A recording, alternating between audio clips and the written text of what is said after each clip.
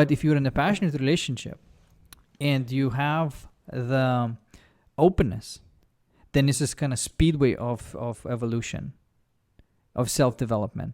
Because sometimes it could be like just too much to handle, right? Like, oh my God, what's going on? Like, it's too much. It's just too much stuff that is happening. Too many shadows that's being revealed. It's just like, demons all over, you know? And then it's like, okay, this is too much. I may just want to leave that relationship because there is no way I know can handle it. Nobody knows how to handle it. I just don't know that, don't feel like I can handle that. And I think it's perfectly fine if you don't feel like you can handle that. And obviously it's also very important that both people are open to grow. They need to be that stage is so important, because if you don't have that stage, then you may have a love of your life, you meet your love of your life, but you don't have that capacity, that maturity to open up on both sides. It's not going to work. But you may... No. That person wasn't the love of your life then. Well, sometimes you don't know. Sometimes people meet, like, you can have multiple. 30 years later, now that they're much more mature, and then at that time, works. Right? Okay, at that time, they weren't meant to be, and at that time, it wasn't the love of their life. Exactly. I believe you can have multiple people that are the love of your life, your soulmate, your twin flame, whatever, at any given time. I mean, if you're polyamorous, you can say that you can have multiple. But in my case, in being a monogamous, person, I believe that at any given point, you can have a different love of your life. And so whether or not you revisit that relationship at a later date, I think is absolutely, completely on the table. Fair game. Right. It was just not ready at the time. Exactly. It could be like there are occasions like that when people meet, not a time, and then later it's perfection. That happens. And then some relationships are sort of like on and off relationships, like Jennifer and what is that guy name?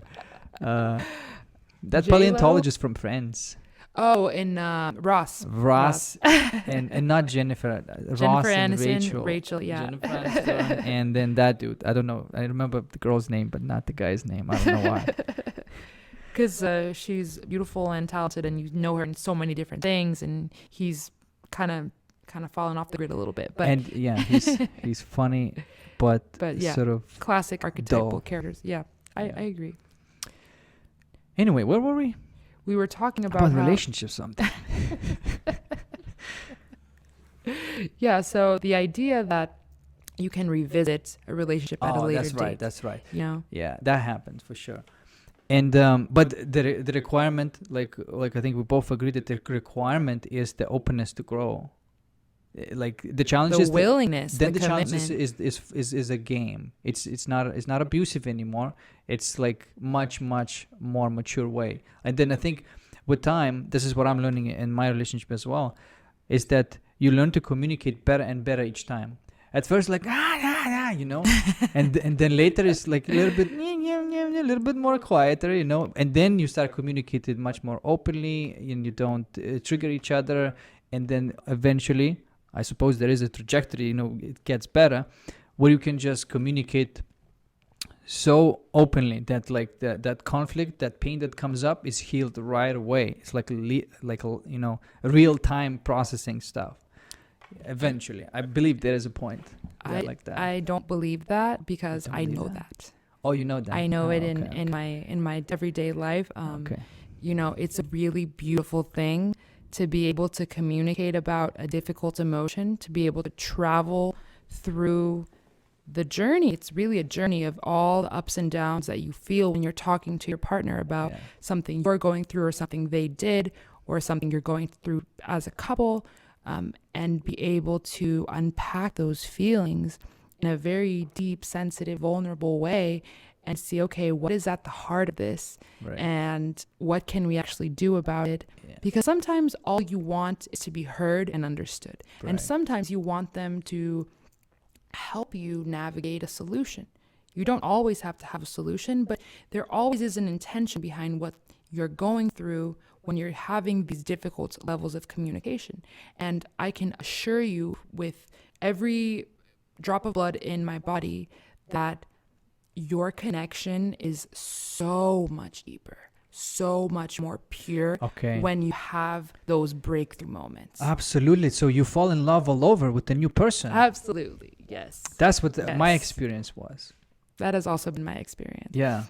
And I think this is like when you're in a relationship that you're perpetually falling in love with each other. It's like a fresh car smell. I mean, what do you call like a new car smell all the time. It's a bit of a hack. Yeah, absolutely. Yeah. So this is what I noticed in life is that life is kind of difficult until you figure it out. And once you figure it out, you feel like you're cheating at life because it's like, oh, this is easy. Why is it so difficult? You know? And of course, like we're talking about and we have our own experience and we're going through all that change and we're somewhere there in the process of that. And of course, there's some other person that's just like a guru at it, you know, and it's just a natural thing for these people. But we're somewhere on the spectrum and we are like all growing and developing and trying to figure that stuff out. Because I think it's worth trying to puzzle this thing out rather than, what's the other alternative? We're here, we either puzzle this thing out or what? Check yourselves out and try again later. You see, like we can't escape this game. We picked this game that we must play. That's the rule. That's the only, I mean, it might be only rule in this game is that you have to play it. Oh, I love that. I love that. Yeah. And so when you understand that we're playing the game of life, you see that in this game, we're all just trying our best to get to the next level. We're all just trying our best to survive and to grow in whatever way that we feel that we can. How is much more cooler looking at the relationship as a game, as it's a love game, isn't it? Imagine imagine how many people would play a simulation of the relationship game. I think there might be a lot of people who would be like, hey, let's play the simulation of relationships. You know, and there's a lot of plates flying all over. It's like, I messed up there, you know. How could you do this to me? Throwing shoes. Yeah. Relationship simulation. So anybody's listening, you know, on YouTube, like, create that. That's going to be big. I mean, I feel like you can already probably do some smaller version of that, like in like a Sims game or something, but definitely not to that degree of depth and reality. But what if? Do you see how much we like covered? There's somebody can go as deep and make it that simulation game not just like fun, but also a accurately reflecting the psychology of the human mind, you know.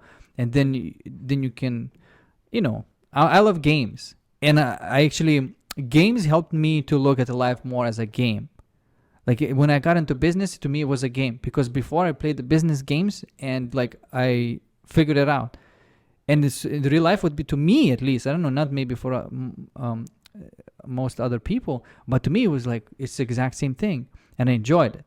And just like with the video game, you play, you have some success, everything, and then you get bored and you drop it. That's what happened to me with business.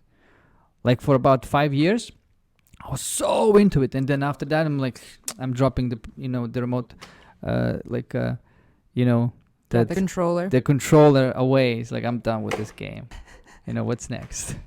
Yeah, I agree. I think in that way, you know, not in the sense of like a mind game. I don't think we should play mind games with each other. I think we should be very clear and direct. And when I say clear and direct, I'm not saying like, hey, like this is what it is. You know, I'm saying just being transparent about how you feel, right? Yeah. And so not that kind of game, but the game of understanding that we don't need to take everything so seriously. You know, we can be so much more, we can really enjoy so much more of life when we treat it a little less seriously. Because ultimately, at the end of the day, in the grand scheme of things, you know, we're all going to leave this human body one day. So we might as well enjoy our time here. Exactly. You know, if you want to get really meta, if you want to get really up there and philosophical, like, why spend so much time focusing on fighting and focusing on the stress? You know, if you take the understanding that this life is seemingly so fleeting, we don't know when it's our time to move on, then why spend so much time focusing on the things that don't matter? Especially in a cycle too. Right. Like behavioral cycles in a relationship. Like if you film somebody's relationship, would be like, isn't that like the same thing every week? And that's what it is. But and you ask, like you said, like, why is it so difficult? Why can't we just enjoy ourselves? Why can't we just play this game?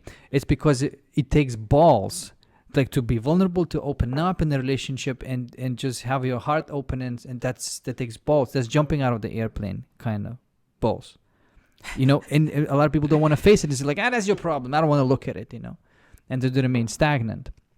So there's a little domino that as soon as you push this over, everything else falls into place. And that is willingness to lean into your fear and face things and open up and be like humble and vulnerable, with your partner.